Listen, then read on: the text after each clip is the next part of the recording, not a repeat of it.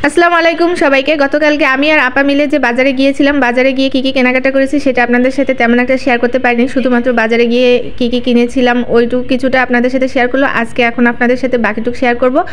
আর এখানে যে আপনারা দেখতে পাচ্ছেন পুঁটি মাছ কাটছে আপা, একদম বাজার করে নিয়ে এসে আপা বলছিল দুপুরে রান্নার সময় হয়ে গেছে, এখন দিন ছোট, তো সে ছাদে এসে মাছ কাটছে এবং সাথে এখানে মাটির চুলায় ভাত বসিয়ে দিয়েছে। আর আমি মাছটা কাটা হয়ে গেলে বাসায় গিয়ে দুইটা গ্যাসের চুলার মধ্যে আমি বাকি যে তরকারিগুলো রানবো বা মাছের তরকারিটা রানবো সেটা দ্রুত হয়ে যাবে।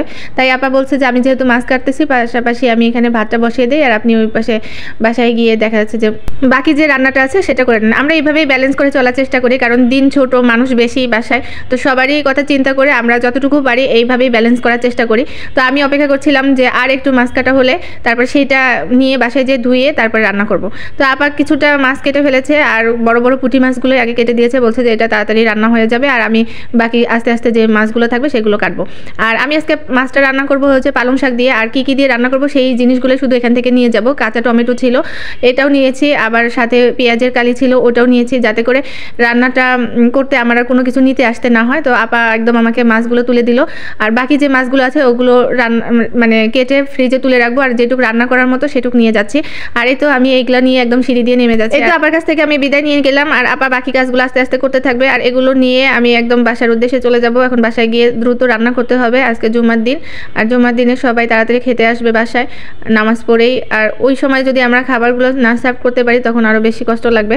আর এদিকে পালং শাক দিয়ে পুঁটি মাছটা রান্না হয়ে গেছে। আর এগুলো হচ্ছে আমাদের গাছের বেগুন, যেগুলোর মধ্যে আলহামদুলিল্লাহ কোনো পোকা নাই। দেখেন কতটা ফ্রেশ, গাছ থেকে উঠিয়ে নিয়ে আসা বেগুন। এটাকে আমি ভর্তা বানাবো, আর এই রেসিপিটা আপনাদের সাথে পরে শেয়ার করব। আজকে এই রেসিপিটা শেয়ার করলে অনেক বড় হয়ে যাবে। গাছের বেগুন আর নতুন আলু আর কাঁচা টমেটো এটা দিয়েই মূলত এই ভর্তাটা হবে, আর খুবই সুস্বাদু হবে। পরবর্তীতে আপনাদের সাথে অবশ্যই আমি শেয়ার করার চেষ্টা করব। আর এটা হচ্ছে রাতের দৃশ্য। রাতের বেলা দেখেন গাছগুলো দেখতে কত সুন্দর, সিম গাছের ফুলগুলো একদম দূর থেকে খুব চোখে পড়ছে। দিনের বেলায় এভাবে চোখে পড়ে না গাছগুলোর ফুলগুলো, কিন্তু রাত্রের বেলা বেশ ভালোই লাগছে। আর রাত্রের বেলা আমরা আজকে পিঠা খাবো, কারণ দিনের বেলা অনেক ব্যস্ত ছিলাম, আপনারা দেখেছেন যে বাজার করেছি, রান্না করেছি। তো রাতের বেলা হুট করে আমার হাজব্যান্ডের মনে হলো যে রাত্রে একটু পিঠা খাবে। তো আপা যেহেতু চালের গুঁড়ি ছিল না, আপা পাটায় পিষে তারপরে এই চালের গুঁড়িটা রেডি করেছিল। আর তারপরে রাত্রের বেলা এই পিঠাটা এখন বানাচ্ছে, ভাপা পিঠা। আর আমাদের বাসায় এই শীতকালে ভাপা পিঠাটা কিন্তু খুব জমেছে। অন্যান্য পিঠাটা কেমন যেন খুব একটা আগ্রহ করে কেউ খাচ্ছে না, কিন্তু ভাপা পিঠাটা, গরম গরম ভাপা পিঠাটা এটাই বেশি খাচ্ছে। আর রাত্রের বেলা তেমন কেউ খাবে না, দুপুরে ওই যে যা রান্না করেছি সেটাই খেয়েছে। আর রাত্রের বেলায় পিঠা খেয়ে ঘুমাবে সবাই। তো রাত্রের জন্য ভালোই হয়েছে, গরম গরম ভাপা পিঠা খেয়ে সবাই তৃপ্তি। আর আপা যখন পিঠা বানাচ্ছিল আমি বসেছিলাম, কারণ গরম গরম পিঠাগুলো সবাই খাবে বিধায় আমি ভাবলাম যে দ্রুত যতটুকু হয় আমি ওটা নিয়ে বাসায় যাব। আর আপার সাথে দুষ্টামি করছিলাম যে রাত্রেবেলা পিঠা বানাচ্ছো, তোমার কি ভয় করছে না? তো আপা খুব দুষ্টামি করে বলছিল যে না, আমি একাও এই পিঠা বানাতে পারি, আপনার না থাকলেও চলবে। তো আমি মূলত ওখানে বসেছিলাম আপনাদের ভাইয়াকে কয়েকটা পিঠা বানিয়ে এনে দিয়ে যাব।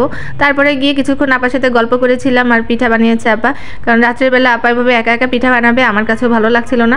কিছুক্ষণ অপেক্ষা করে তারপরে আবার চলে এসেছিলাম আপা একদম। আর আজকে পিঠা একদমই অল্প বানানো হয়েছিল, যে কারণে আপার খুব দ্রুত শেষ হয়ে গিয়েছিল।